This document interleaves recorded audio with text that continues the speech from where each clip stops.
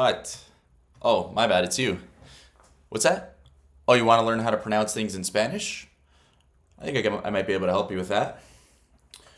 The way we're going to do that today is I don't have a script, I don't have a list. We're just going to jump into some sentences, and on the fly, we're going to learn about pronunciation.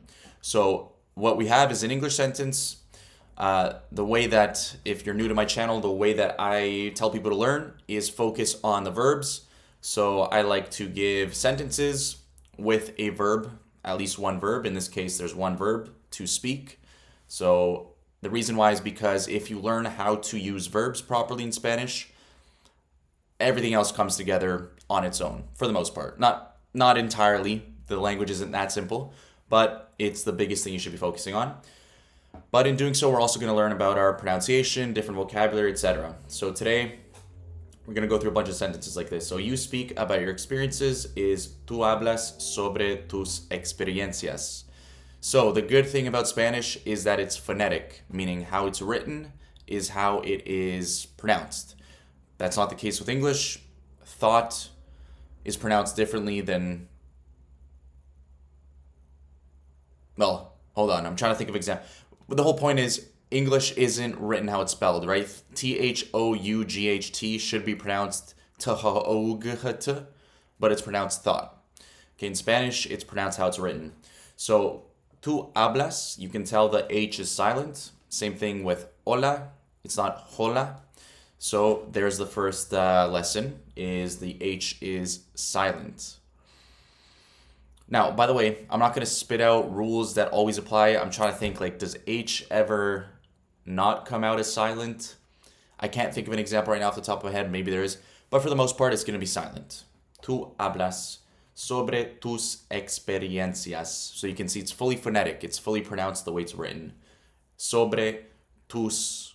It's not like English where it's like thought is spelled crazily. Next one, you live close to the beach. Tú vives cerca de la playa. Any pronunciation tips here? No, nothing special. So the E is pronounced E.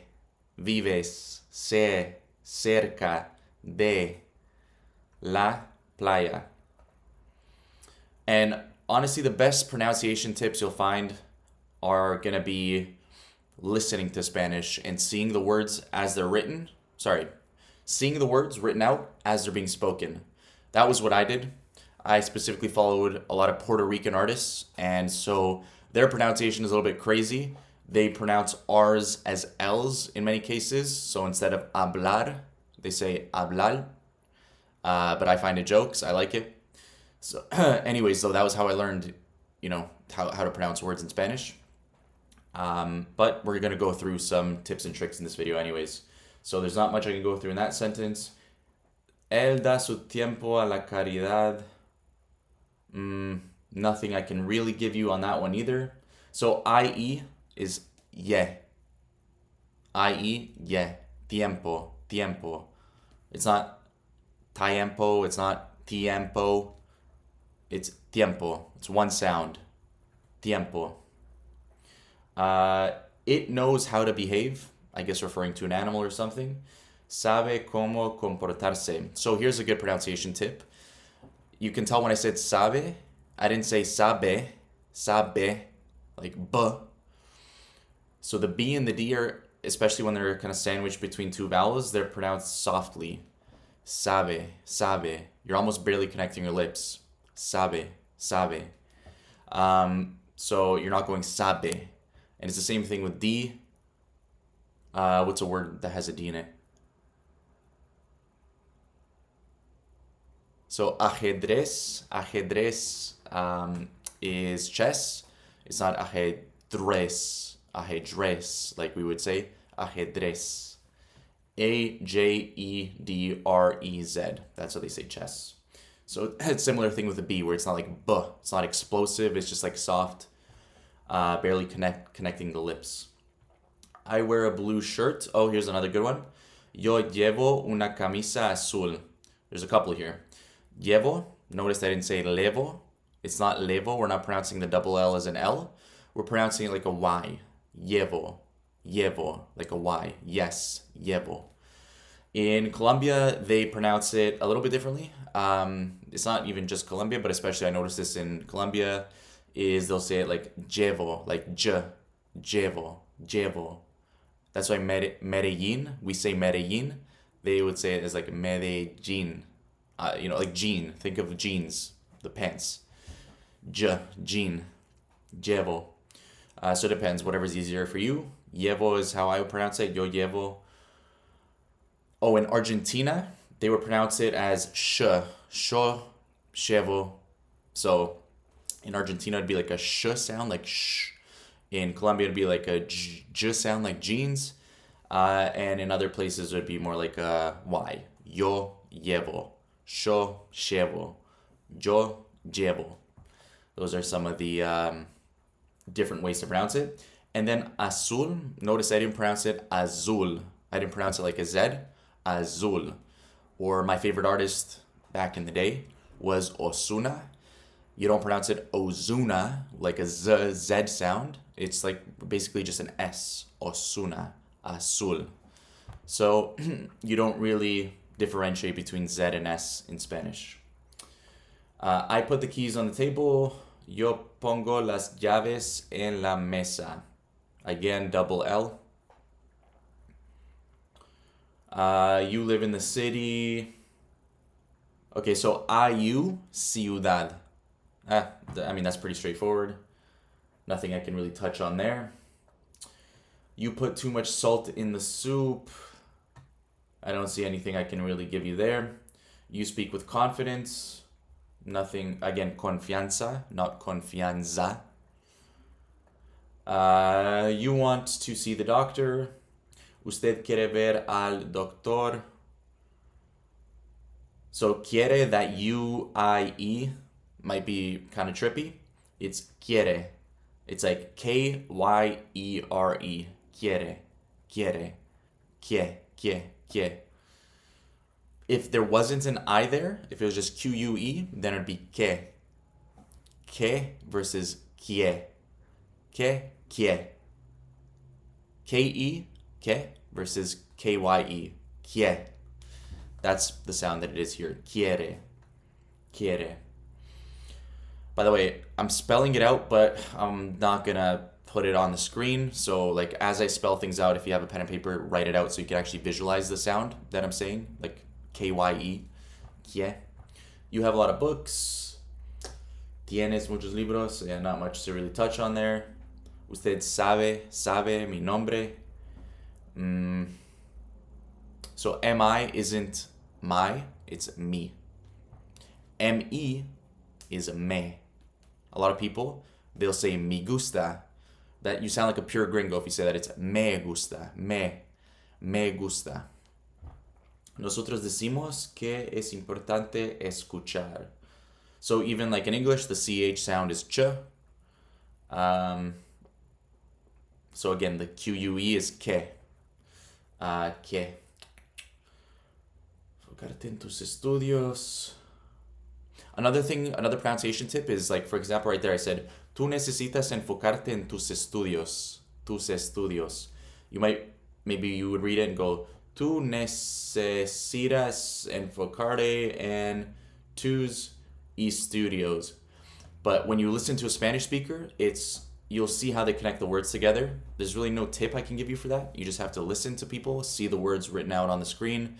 A good channel for that is Easy Spanish. But anyways, tus estudios, that's kind of how they combine. It's kind of like how we would combine going to as gonna. Tus estudios, they would combine as like the way I said it. Maybe that's not even the best example though. We'll see if there's another one. Was there something else I wanted to touch on here? Oh, accents. Okay, let's see if there's another word that has an accent that's a better example. UE is pronounced like we. Puede, we, puede, puede. And then the double L, not ella, but ella. Okay, so here's a good example. The accent tells you what syllable to put emphasis on. Now, not every word has an accent because there's pronunciation rules. So for example, with hablas, that's two syllables. Hablas. When the word ends with a consonant, like S, so a vowel is A, E, I, O, U. Anything else is a consonant. So in this case, it doesn't end with A, E, I, O, U. It ends with S. So it's the rule is the second last syllable takes the emphasis. Hablas. Not hablas, but hablas. So that's the rule. This one here, same thing, right? Ends with an S. So inglés. So the emphasis goes on the first syllable. Inglés. Inglés is how it would be if there wasn't an accent on the E. So the whole point of the accent is basically to tell you where to put the emphasis. And if it follows the rule, then you don't need an accent. But in this case, the word inglés doesn't follow that rule. It's not pronounced inglés, it's pronounced inglés. So the emphasis is on the second syllable, the E. You get what I'm saying? With hablas, the rule is it ends with a consonant in general, not with just hablas, with any word. It ends with a consonant, the emphasis goes on the second last syllable. So it's hablas. In the case of inglés, it should be inglés. But because it's not, it's pronounced inglés. That's what the accent shows you, that it's inglés. In other cases, the accent is just there to show you, to differentiate between two words that are spelled the same. So the word you is tu with an accent, and the word your, like your mug, your, is also tu, just without an accent. So sometimes the accent is there for just to differentiate between two words. Same thing with si. Si with an accent on the I is yes. Si without an accent on the I is the word if. If. Si tú quieres. If you want. So inglés, that's the rule. Again, it's not francés, it's francés. So it should be, if it wasn't for that accent, it would be pronounced francés. But because of the accent, we know that it's actually pronounced francés. Now, what happens if the word doesn't end with a consonant? What if it ends with a vowel, like habla? Habla.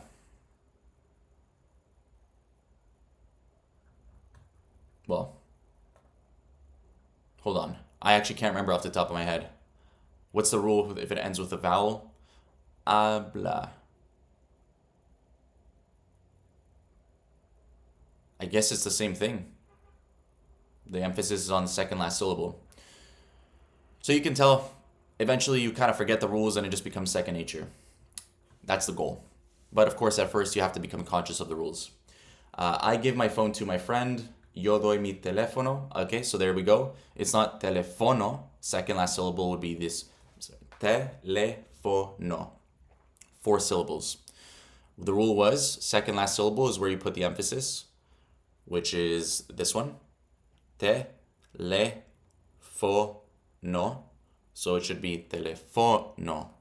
But instead the emphasis is on the second syllable. So it's teléfono. Yo doy mi teléfono a mi amigo.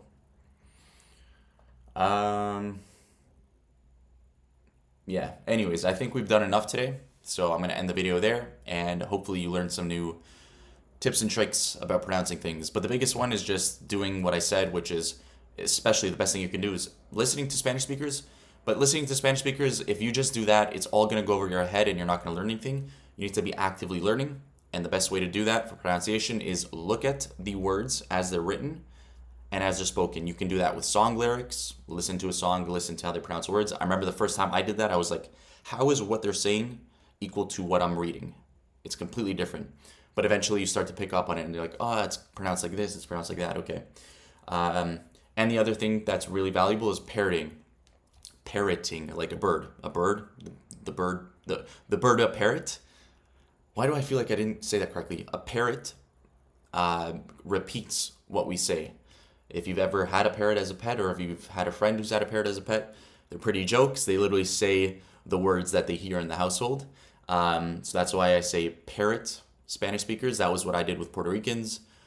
Amor, hablar, que, that sort of stuff. The last thing I said there was es que, but they pronounce it as anyways. You get the point. I'm tiring myself out at this point, so I'm going to let you go and I'm going to let you become conversational in Spanish on your own. Unless you're struggling, then you can book a call with me in the description and I'll help you. I'll hold your hand like I have for a bunch of other people to become conversational in Spanish. Anyways, peace.